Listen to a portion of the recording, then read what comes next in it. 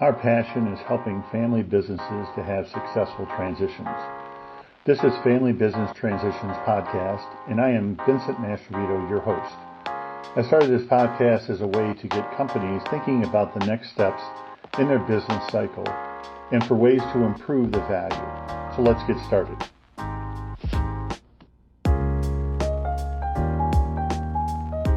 Okay, welcome everybody to the October 11th, 2022 Prometheus Partners Family Business Transition Podcast. Today we have a great speaker in Mark Andresky that we wanted to chat with today.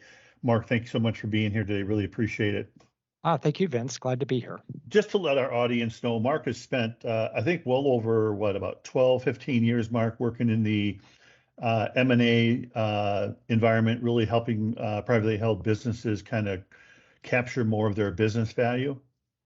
Yes, we have been working for 15 years. We call ourselves a comprehensive transition planning practice. So we bring to owners all the different transition options, whether it be a family transition between family members or a sale to key employees, another type of insider transfer, all the way to half of our work is true brokerage work where we're going out and identifying and finding potential buyers that are a good fit for our clients.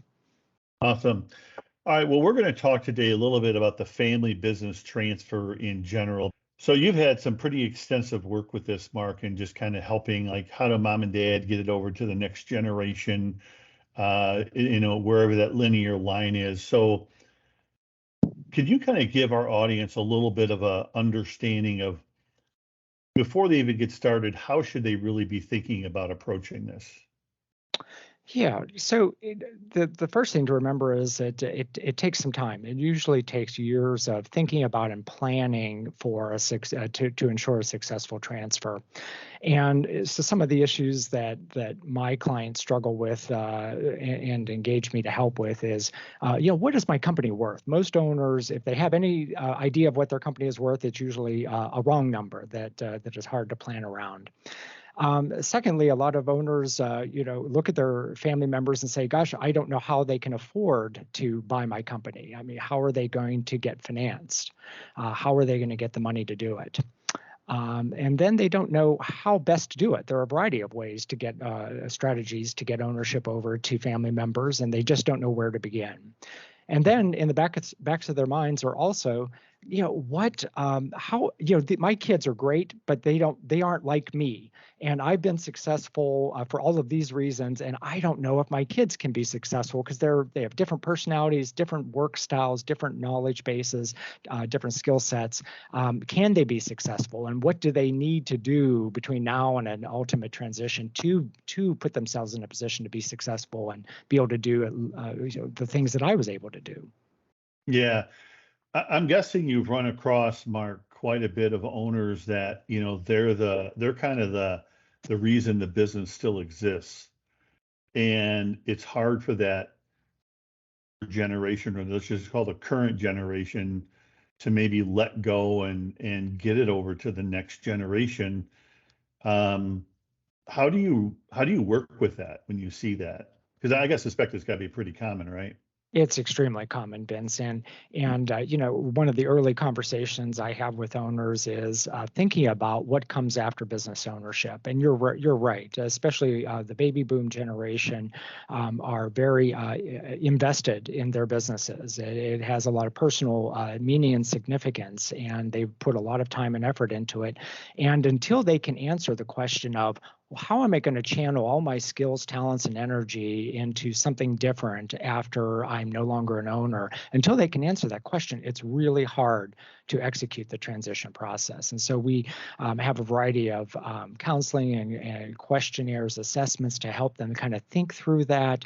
Lots of ideas, lots of heartfelt discussions about what comes next. What are the possibilities? Right. Yeah. What are some of the key questions that you may ask owners that they need to consider in developing some type of family business transition? Well, there are a lot of different questions that they need to be able to answer. One of the questions is, how much do I need, just from a practical standpoint, to sustain my lifestyle after I'm no longer an owner and getting regular paychecks from my company? And a lot of owners aren't sure about that, even those that have been working with financial advisors. So that's a key question. The second question is, when ideally should I transfer out? How many years out? And a lot of my clients, when we begin the process, don't know that answer, and that answer comes to fore through years of working together. It becomes more apparent. How am I going to transfer what I know to my kids? What does that look like? How can I do that? We're always so busy just running the business today. How can I carve out time in? How can I do that? Yeah, I bet you those are some pretty tough questions. As far as mistakes, what are some of the more common mistakes that you see in owners just trying to transition their kids in? Yep, there are several that I've seen time and time again over the years, Vince. First of all, owners, they're unable or unwilling to set aside time to to work with their kids, their family members, to transfer their knowledge and their skills and their key relationships. Some owners that are just unwilling to let certain parts of their business that are critical to its success go and empower their children to start to learn how to take care of those things themselves. Another common error is waiting too long for children to make a decision about whether or not they want to become owners. I've seen owners sit for years while children vacillate over whether or not they want to travel the same path as their parents, and in some cases, whether or not they're even going to come into the business, meaning that they're not already working in the business. They're in other industries doing other things and have a romanticized idea of what it might be like to be a business owner someday, but unwilling to make that commitment. And also owners that are unwilling or unable to acknowledge that some of their children just don't have the skill sets to do some of the things that they did to be successful. That isn't a showstopper, but it comes first with acknowledgement that that's the situation, and then some planning around it. Do we need to hire someone else to do that particular function? Do we need to empower a key employee on staff to take care of that critical function that has a different skill set than the children? Should their children even be the presidents of the company? I've certainly worked with situations where it made more sense for a gifted a child who was really liked hands-on in the field to be an operations manager and to hire a general manager to do the day-to-day operational running of the company. But it's the willingness to admit that your kids aren't you and that they have different skill sets. And also a lack of willingness sometimes to spend some money on some outside advisors. It takes much more than just me to do this. It takes the help of accountants and attorneys and bankers and insurance people to have a successful family transition. Yeah, those are some really great points that you brought up. I've seen over in the travels, maybe you've seen the same thing, is you get to a point where mom and dad want to slow down, they want to move out, they want to do other things, and they really have done very little or nothing to not only talk to the kids about what the plans are, but let's figure out what skill sets do they need.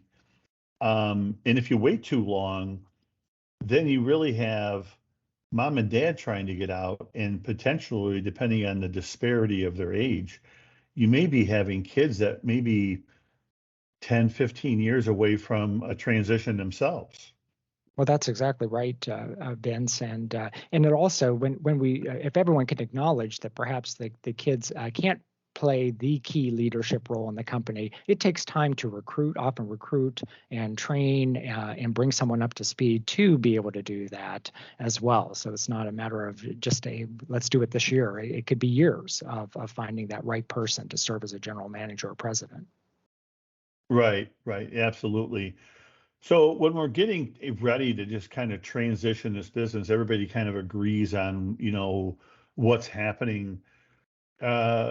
Why do purchasing family members need a shareholder agreement? I mean, is any of that really necessary if you have it between family members? Yeah, in fact, a lot of folks just assume that those family bonds and family relationships negate the need for a shareholder agreement, which is typically found between unrelated partners in a business. And in fact, it's actually more critical in a family transition. And, while mom and dad may have both been owners of the company and negotiated through lots of difficult situations without a shareholder agreement, children and cousins and whatnot, it's a different ballgame. So, just to back up a bit, why a shareholder agreement, for those who may not be familiar with it, is simply a written roadmap as to what the owners of the company are going to do if certain situations present themselves in the course of ownership. And these are unfortunately things we don't like to think about, but they can and do occur in almost every family business at some point. And so what are those situations? Termination, either a family member decides they no longer want to be an owner or no longer want to work in the family business, and they voluntarily leave it. Well, what happens to their ownership stake? Do they have to sell it back to the family members? And if so, at what value? Do they get to keep it and go off into another industry but not actually continue to contribute their work towards the company? Those are things worth considering. What about an involuntary termination? God forbid a family member develop an alcohol or drug abuse problem and is no longer coming to work and they have to be terminated. What happens to their ownership? Situations where owners have, unfortunately, a personal bankruptcy, a divorce situation, a permanent disability, an unexpected death of a family member. All of those things trigger questions about what happens to their ownership. And it's a vested interest for the remaining family members to not necessarily be in business with other folks, individuals, estates, and court systems that they don't necessarily want to be doing business with, right? And so the idea is to agree upfront, even before the buyout occurs, as to what those rules are going to be and how it's going to operate if any of those triggering events happen. And I'll add just one more, Vince, and this is the one most often missed, even by attorneys in shareholder agreements, and that is, what if we just fundamentally disagree with each other about some key business issue, maybe a strategic decision, acquisition of equipment, or a major directional change in the company, new product line, whatever. What if we fundamentally disagree and can't reach an agreement? What happens? Unfortunately, I've seen companies actually dissolve, or they divide up the customers and go their own ways, and that's horrible for everyone involved. But if we deal with how we're going to deal with disagreement in upfront and agree to the rules, is it going to be mediation, arbitration? Is it going to be a buyout situation where it triggers an automatic buyout from one family member to another? It's important to decide on those rules up front so that if and when they happen, we're ready to go. We have a document that will help us through it. Yeah, I think that those are some great points, Mark. And actually, I have experienced the one child that ended up being removed from the company because of an addiction, and it was a tough process for them. It took a number of years to get them to make that decision, but they finally made it, and things worked out, pretty well for everybody. So, but certainly you have some lost time and some damaged relationships, and then you got to try to figure out how do you mend those wounds that are kind of going through with the family, right? Yeah, exactly. And the answers to how to handle all of these situations differ from family to family. And I enjoy being part of those conversations. It's a lot easier to have those conversations when everyone's friendly and happy and excited about becoming owners. A lot more difficult when one of these triggering events happens. Yeah, that's for sure. How much have you run across where the direction or the strategic plan of execution is just kind of at odds with the two different generations as you move from, one generation to the next? I've always kind of felt like you've got the current generation that does things the way they do, and there's nothing wrong with that. And then you've got the younger generation that ultimately they're coming in to really kind of move this company to the next level, so to speak, right? And really trying to get the company to, let's just call it, into the 21st century, and move it forward to make it more modern. I would imagine, have you run across many challenges in that or pushback in that area? Well, actually, what you just described, Vince, I see quite commonly. I mean, it's very rare to see any buyer, whether it's a family buyer of a company or an external buyer, that doesn't have their own ideas about how to grow and improve the company. In fact, it's almost it's almost not good if they don't have those ideas, because we always want the company to progress. And if someone doesn't have some idea of what direction they like to go and what improvements they want to make, then that's more of an issue. However, the outgoing owners know what made them successful, and there is often a lot of friction that I see when children voice new directions and new strategies and new ideas that they want to implement, and it's a real mediation between the two parties. I find that working with the new owners to develop or enhance their business plan, get them to think about it. A lot of times they're too anxious to make too many changes right away. We help them walk through what might make sense, and we mediate that with the outgoing generation, particularly if they're holding seller financing and have some concerns about the long-term economic viability of the company. It is truly a negotiation and planning. You can plan your way through this, and you need to. Yeah, I would think that selling or transferring it to kids can sometimes almost become more challenging than selling to a strategic buyer, I would think, right? Yes, definitely. And in fact, there's more acceptance, I think, from owners when they're selling to an external third party, that third party is probably going to make some changes. And indeed, we counsel right up front that they wouldn't be buying you if they weren't going to take you to the next level. And a lot of times owners in those situations obviously are not happy, but they have to let go. And it's at some point, even with the family transition, owners with lots of planning have to be willing to let go. Right. Yeah, that's always the key is, are they willing to let go and move on and give someone else control?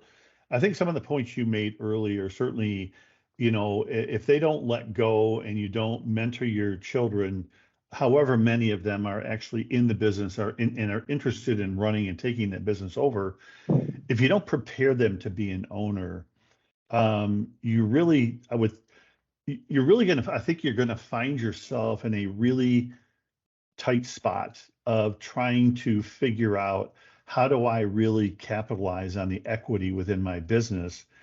And it's almost like you would be reducing the value of your company, not really increasing it. Right. No, I agree, and definitely see that. Yeah. I think it can happen, kind of like where I've seen it. So what are some of the better success, like one success story that you feel like you kind of like really experienced from a family transition? What was like just a high view? How do you explain to our audience as they listen to this and view it? Tell a little bit about what a successful transition might look like. Yes. So